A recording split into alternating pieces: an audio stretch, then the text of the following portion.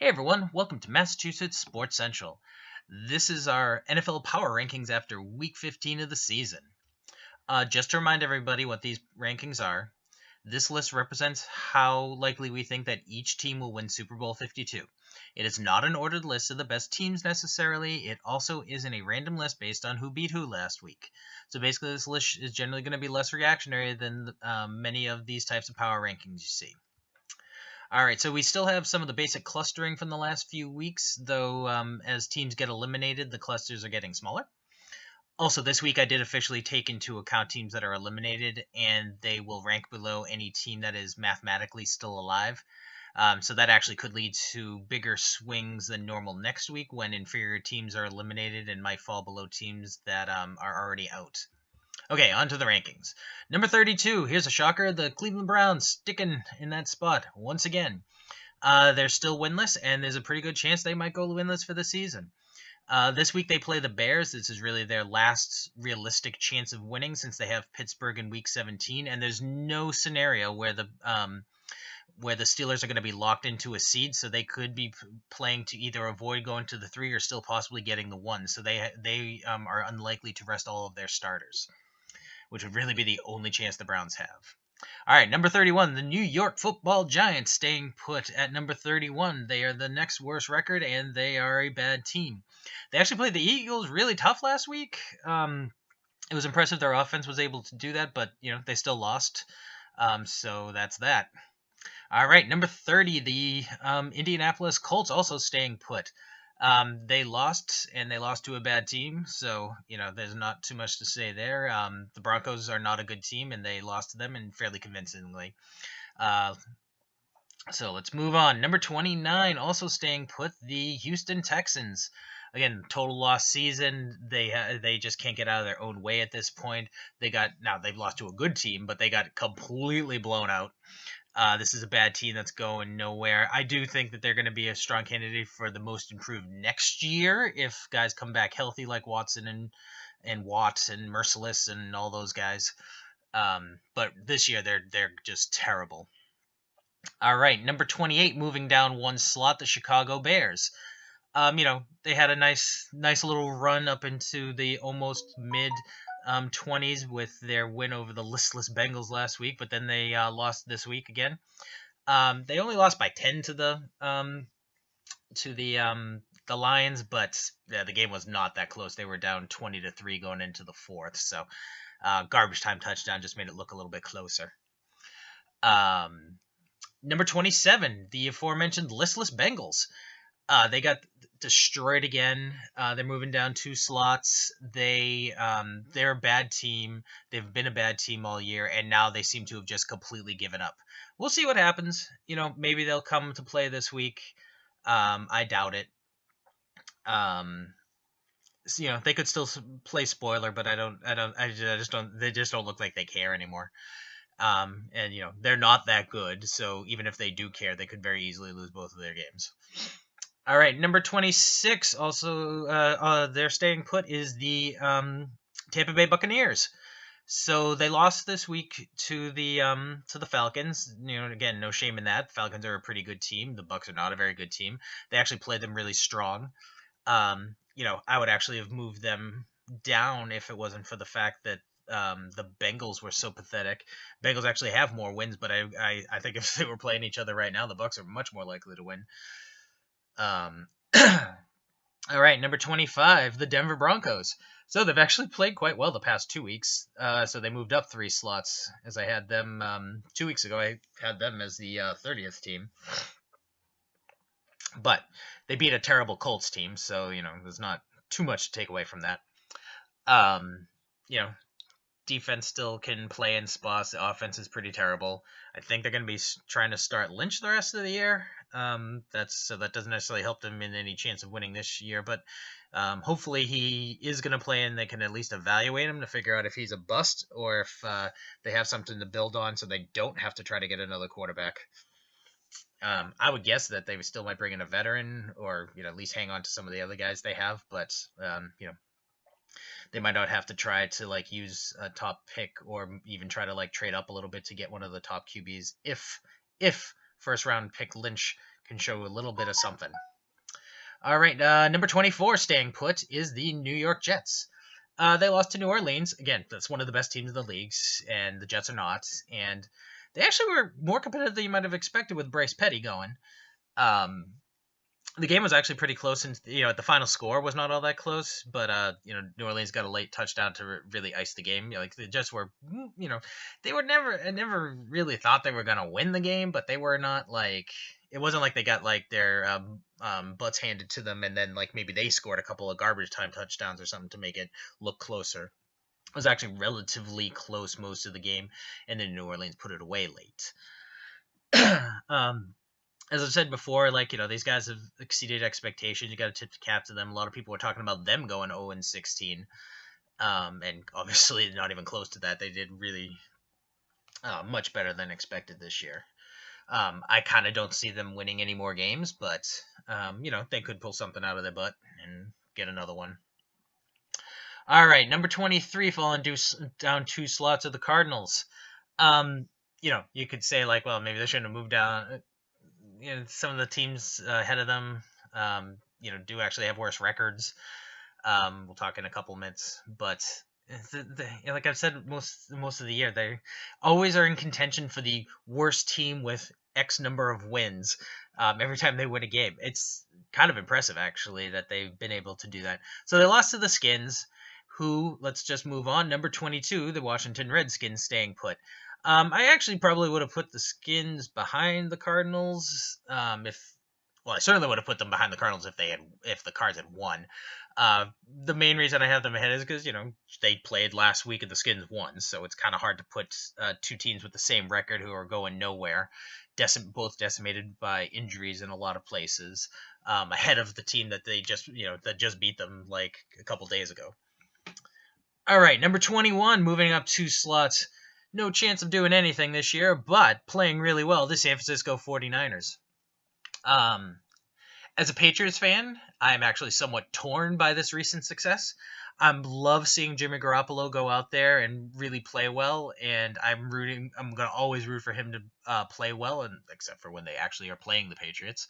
However, I would like him to play well and have the team lose because he's making that second-round draft pick that got traded for him a lot worse.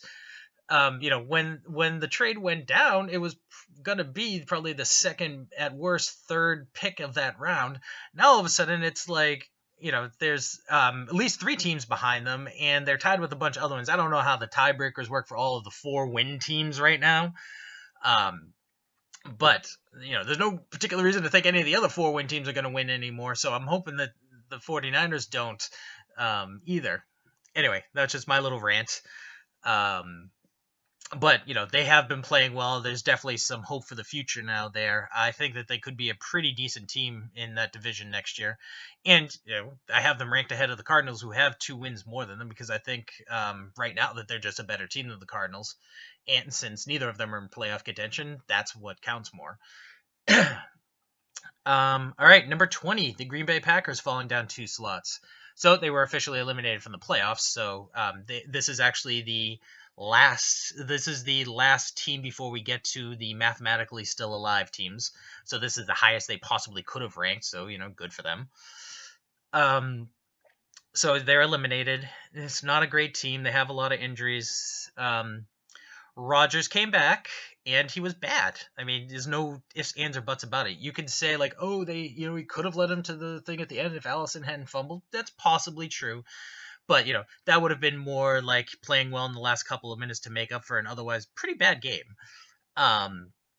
He had 3 picks, and it wasn't like these were tip balls. They were bad throws. All of them were bad throws. He clearly was not healthy because he was not throwing great. A lot of those balls, especially those interceptions, a lot of them were underthrown on passes where if he was sharp, could have been big plays instead of picks. He also obviously was pretty rusty. You could see some communication issues and obviously just not playing all that great. He also seemed scared. You could see him sliding a lot. Like, I don't know if I've ever seen him slide that many times, I'm not a huge Rodgers fan by any stretch, but I don't dislike him, and I would never say that he particularly shied away from getting hit. and it seemed like he really did not want to get hit in that game. Anyway, they put him back on IR, so that's not even going to be an issue anymore. So they can see what they can do with Hundley the rest of the way. But like I said, the best that they can hope for is a winning record, but no playoffs. All right, number 19. This is the whole being mathematically alive thing. The Dolphins moving up one slot. Dolphins are not good. They lost badly. They looked like crap in that game, and there's almost no chance they're going to make the playoffs. But almost is not zero. So, if they win out and a whole bunch of other things happen, they could actually still make the playoffs. So that's why they're here. When they are eliminated next week, they are going to drop a lot more. They're not going to stay at 19 and be the team that's, the first team among the not playoff teams. They are very likely to fall like 4 or 5 slots. Number 18, only in a slightly better position, the Oakland Raiders, falling down 2 slots. Again, they are mathematically alive for the playoffs. If they win out and a bunch of other stuff happens, they could still make it. Realistically, they have no shot at the playoffs. They will also likely fall behind a couple of teams that are already eliminated next week, though not as far as the Dolphins, most likely. I mean, obviously anything can happen. Like the Dolphins could play an amazing game and just lose, where Oakland could get their butts handed to them, and I wouldn't think that they were as good. Again, try not to be super reactionary, but like when you have these teams that are kind of clustered and not that good to begin with, like those little things can definitely make a little bit of a difference. All right, number 17, the slightly less also ran but still have a shot Chargers, moving down 5 slots. So this is because they actually were ranked kind of at the top. They were ranked at like the top of the AFC playoff, not very good teams, but some will still make the playoffs thing last week. But then they lost, and they lost pretty bad. Not pretty bad. They lost horribly to the Chiefs. So now they are ahead of the Dolphins and the Raiders, but they are 1 win behind all of the other, both the Chiefs for the division and the Ravens, the Titans, and the Bills for wild card spots, and they are in very bad position for tiebreakers with all of those teams. Or for most of those teams, they're in bad tie-breaking position. So really, their only chances to win out and have multiple teams not win another game, because they need to finish a full game ahead of several of those teams in order for the tiebreaker not to come into play. And like I said, they don't win many tiebreakers. Okay, number 16. Now we're getting into the highly unlikely NFC teams. Number 16, moving up 3 slots with their win over the Raiders, is the Cowboys. So they were able to stay mathematically alive. Again, they have to win their last 2 games and get a lot of help in order to make the playoffs. I do have them ahead of the Seahawks right now. I'm sorry, behind the Seahawks right now, just because I think that they have a tougher schedule, and they have no shot at the division.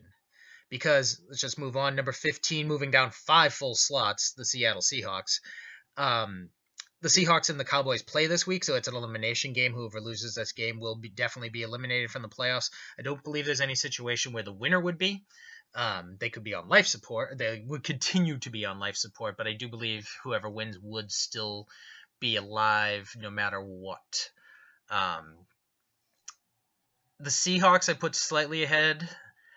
Honestly, I haven't fully done my game picks, and this is not one I'm 100% sure where I'm going with.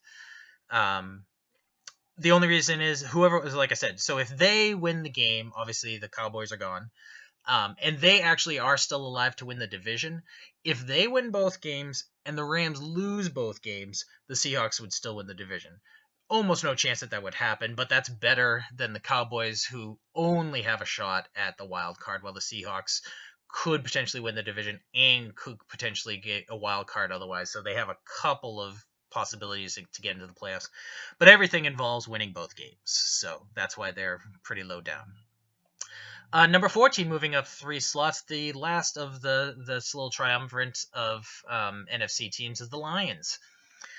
I have them ahead of both the other teams because they have the easiest schedule and they don't play the other teams. So while one of the Seahawks or the Cowboys will definitely be eliminated this week, the Lions, on the other hand, um, uh, play they play the Bengals. So I'm assuming that they will be alive for at least one more week. And now that they're playing the all the hype around Rodgers coming back, and that made people think that the Lions were likely to lose that Week 17 matchup. Now they're going to clearly be the favorites in that game. So they actually have a pretty decent chance of winning their last two games. They still need help, but they need less help than the other teams. And like I said, they are in the best position to actually get to the point where a little bit they only need to get that little bit of help, where the other teams are still pretty likely to lose. Well, one of the teams is definitely going to lose a game. All right. Anyway, now for the week underbelly of the AFC playoffs. Number 13, the Buffalo Bills moving up 2 slots. So they're keeping hope alive. I don't think they're going to beat New England, but they could very well still end up as a 9-7 team if they can beat the Dolphins again in Miami. Not a given, but they should be favored in that team. They're certainly the better team. And hey, anything can happen. Nobody thought that the Dolphins were going to beat the Patriots a couple of weeks ago either. So. Slightly different situation. That was the game in Miami. The Patriots for some reason struggle a lot in Miami. They do not struggle with the Bills in Foxborough, which is the situation this week. So, the Bills definitely still have a chance. I think that they have the least chance of these so there's going to be the 3 teams in a row here that are basically contending, the real contenders for the last 2 wild card slots. I put the Bills at 3rd, but anything can happen. So number 12, the Tennessee Titans, moving down 1 slot. This is actually the main reason I think the Bills still have a pretty good chance of making the playoffs, because the Titans could very easily lose out. They're playing the Rams, and then they're playing the Jags. The funny thing is, the Titans could still actually win the division if they win this week and the Jags lose, and then they take the season finale. They actually win the division, and the Jaguars fall to a wild card slot. That's actually probably the worst thing that could happen for the Bills and the Ravens, who are coming up, because the Jags are guaranteed a playoff spot. They haven't clinched the division, but they have clinched the playoff spot. So if the Titans somehow come in and win the division, then that only leaves 1 slot left for the other teams. I don't see that happening with the Titans. I actually think it's far more likely, especially the way they've been playing recently, that they lose both games, which would definitely open the door for the Bills. All right, moving on. Number 11, the Baltimore Ravens, up 3 slots. So the Ravens, they are currently out of the playoffs, but they have a very easy schedule. I believe they have the Colts and the Bengals, I believe. I'm sorry, I should have looked that up. But they have 2 imminently winnable games, where obviously the Titans have 2 tough games. The Bills have 1 very tough game and another game that's hardly a gimme. The Ravens obviously could lose 1 or both of those games, and if they do, they probably don't deserve to make the playoffs. I'm assuming they're going to win both those games, and they are probably going to be the 5th seed, which leaves basically the Bills and the Titans and the also-rans potentially duking it out for the 6th seed. All right, number 10, moving up 3 slots, the Kansas City Chiefs. So in successive weeks, they effectively eliminated the Raiders and the Chargers, at least from division contention and most likely from wild card contention as well. I'm not sold that the Chiefs all of a sudden have turned it around or like the really good team that they seemed like they were the first month or so of the season. However, they are definitely playing better. And the only way they can lose the division is to lose both games and for the Chargers to win both games. The Raiders can't even if the Raiders win both their games, they can't take the division because the Chiefs would have the better division record. If they lose both and the Chargers win both, then the Chargers will finish 1 game ahead of them. They can't be tied with the Chargers because the Chargers can't tie the Chiefs because they lose the tiebreakers. So the Chiefs pretty much are guaranteed the division. Even in that crazy situation where that happens, where the Chargers take the division, they still would be in the mix for a wild card slot. So that's why they're at the top of this AFC cluster.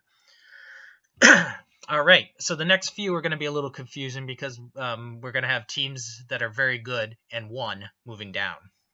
So number 9, we have the Atlanta Falcons moving down one slot.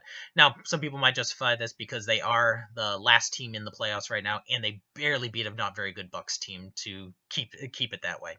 However, they did win. They're still in the playoffs, and they very much control their own destiny. It'd be pretty hard for any of those other teams to catch them that are currently out of the playoffs. They're mostly moving down because other teams are moving up. We'll talk about that in a minute. Number 8, the team right ahead of them in the standings in their own division and in the wild card standings for the NFC, the Carolina Panthers, also moving down one slot, even though they won, eliminated the Packers, and kept themselves alive for the division. Again, this has more to do with the team we're going to talk about next. But it would be pretty hard for them to lose out on the wild card at this point. It's not totally impossible, but it'd be pretty difficult. The Falcons and Panthers actually still both are in contention for the division, depending on how things work out. The Falcons play the Saints and then the Panthers to finish the season. So if they win both of those, they are in the division. If they beat New Orleans, that opens the door for the Panthers to take the division if they beat the Falcons in the last game. So that Week 17 game is probably going to be pretty important, even if the Saints do lock up the division before then by beating the Falcons. That game could still potentially determine which of the two teams make the wild card, and even if both of them are going to be in the get a wild card, it could still determine which one's the 5th and which one's the 6th. So that's going to be a pretty good game. All right, moving on. Number 7, the Jacksonville Jaguars. This is why both of those other teams move down. Jags move up 2 slots. Not necessarily because I think the Jags are better than either of those teams. They might be, but that's not necessarily why. But they are. So while either of those other teams, the Falcons or the Panthers, could still potentially miss the playoffs, the Jags have clinched. And the way things are set up, they're most likely going to be the number 3 seed, which means they are going to host a playoff game, which makes them a much more dangerous contender than any wild card, especially in the NFC, where you basically have your top 6 teams are all pretty darn good.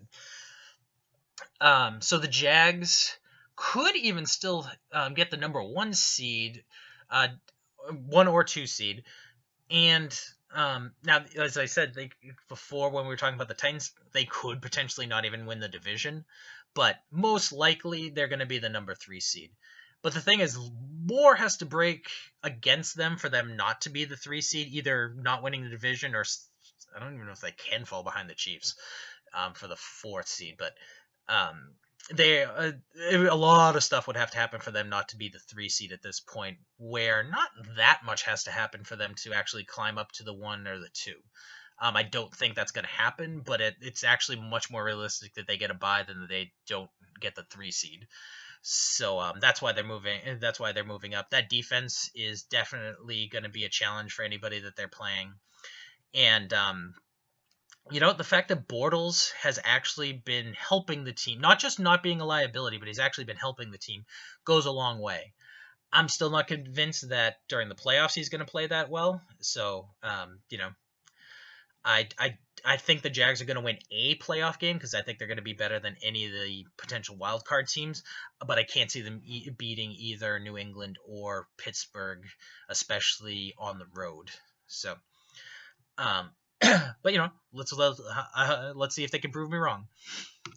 But either way, they're in their own tier, I think, in the AFC. I don't think they're as good as New England or Pittsburgh, but they are definitely better than everybody else. All right. Anyway, moving on. Number 6, the New Orleans Saints. So they're currently the number 4 seed in the NFC playoffs, and they're really the only division winner who could realistically fall all the way out of the playoffs. The Rams technically could, but what would have to happen is so crazy that it's not going to happen. They're also realistically the only team that's not going to win the division. So the Vikings and Eagles have already clinched. The Rams could clinch, and the only way they don't win the division is to lose both their games and have Seattle win both of them. So that's the only way that happens. Where the Saints, they just need to go 1-1 and have other stuff happen for them not to win. They do need to lose to the Falcons this week. So if they don't, then they clinch. But if that happens, then they could still potentially. It's not insane that they even miss the playoffs. I don't think that's going to happen. I think they're still the best team in that division. I think they will probably beat the Falcons this week and clinch the division. So that's why I still have them a bit higher than their division compatriots. All right, number 5, moving down 4 slots after the loss to the Patriots, are the Steelers.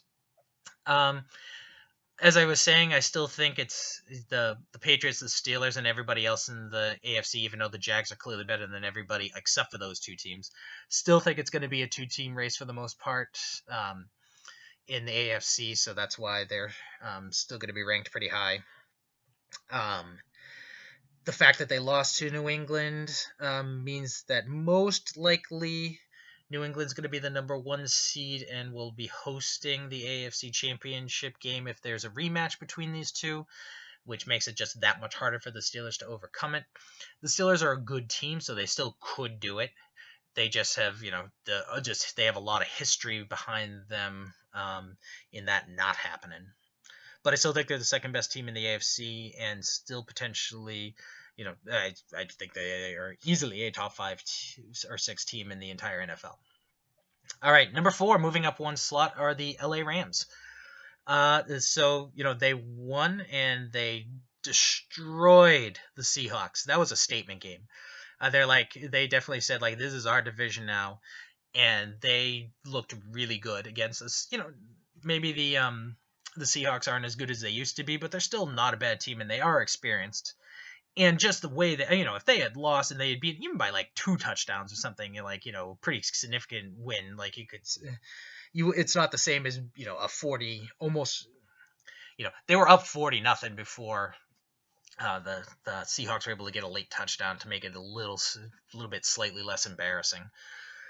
The Rams are legit, and I think that they are a serious Super Bowl contender. Really, any of these teams in the top 6, I think, are serious Super Bowl contenders, and anything could happen. All right, number 3, moving up 1 slot, are the Philadelphia Eagles. So I'm just going to assume that the offensive onslaught put on by the Giants against them is an aberration. If the defense is really slipping to that extent, then they're going to have troubles. I'm just going to guess it's every once in a while a team's just going to have one of those days and they didn't play well, better against the Giants at the end of the regular season than when they get into the playoffs. Nick Foles certainly didn't look like he had any problems, being very efficient in his passing completions, putting up good yards and 4 touchdowns with no turnovers. It's still too early to say exactly what he's going to do, but, this is one reason why I didn't drop the Eagles all that far, given that they lost a player of Wentz's caliber, because coming into the season, you could have made a very strong argument that Foles was, if not the best, one of the 2 or 3 best backups that any team had. And obviously with that performance so far, there's no reason to think differently. Frankly, let's move on. Number 2, the Minnesota Vikings moving up 1 slot. So they've secured their division. They're almost definitely going to get a bye. They could still get home field over the Eagles if things break right. They're playing really well. I think that they are probably a better overall team at the moment than the Eagles are, but it's close.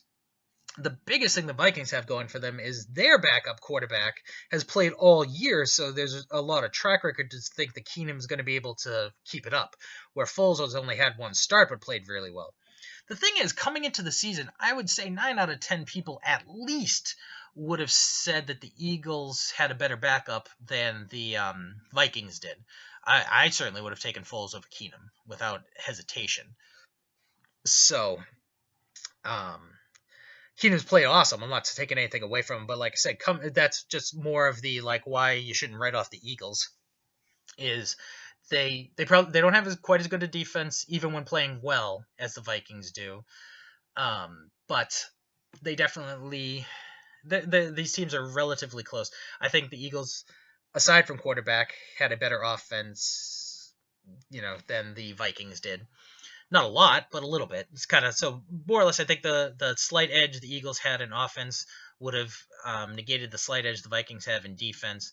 And now the quarterback is sort of, if Foles keeps playing well, they're on par, where Eagles clearly had a big advantage beforehand. I do think that these are still probably the two best teams in the NFC, though the Rams could definitely sneak ahead of one of these other teams.